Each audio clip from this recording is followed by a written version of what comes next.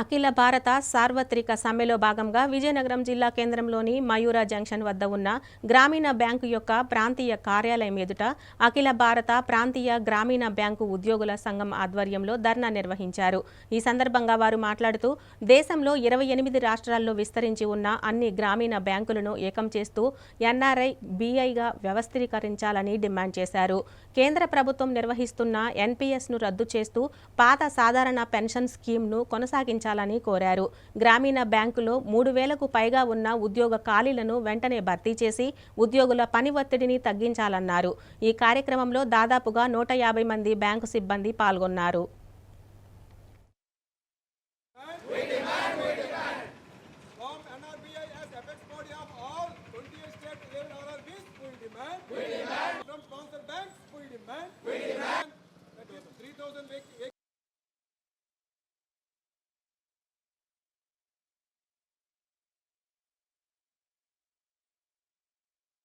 ఈరోజు జాతీయ స్థాయిలో మొత్తం ప్రభుత్వ రంగ సంస్థలన్నీ కూడా జాతీయ స్థాయిలో సమ్మె ఇవ్వడం జరిగింది.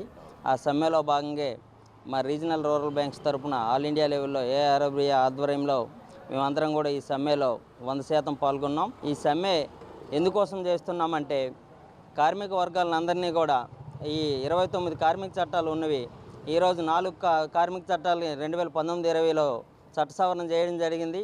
ఆ రోజు నుంచి మేము ప్రతిరోజు కూడా మా ఆందోళన కార్యక్రమాలు చేపట్టడం వల్లనే జాతీయ స్థాయిలో ఇంతవరకు ఇంప్లిమెంట్ చేయకుండా ఉన్నారు. కేంద్ర ప్రభుత్వం ఏమో అన్నీ మళ్ళీ ఈ సవరణలు ఏవైతే 4 లేబర్ కోడ్స్ని మళ్ళీ ఇంప్లిమెంట్ చేయాలని చూస్తున్నారు. అందులో భాగంగానే ఈరోజు మా స్ట్రైక్ మొత్తం మా ఎజిటేషన్ కార్యక్రమం స్టార్ట్ అయింది. ఇది మొదటిసారి ఓవరాల్గా ఇక్కడ నుంచే నాంది పలకాలనే ఉద్దేశం మీద ఏంటంటే జాతీయ స్థాయిలో ఈరోజు సమ్మె చేయడం జరుగుతుంది. మా వినతి ఏంటంటే ప్రభుత్వానికి ఏ ప్రభుత్వ రంగ సంస్థలను కాపాడాలి, ప్రభుత్వంలోనే ఈ ఐపీఓని ఇది చేసి ఐపీఓని మా డిమాలిష్ చేయాలనేది మా మెయిన్ ఉద్దేశం. దానికోసమే ప్రభుత్వ రంగ సంస్థలను కాపాడాలని మా పోరాటం చేస్తున్నాం.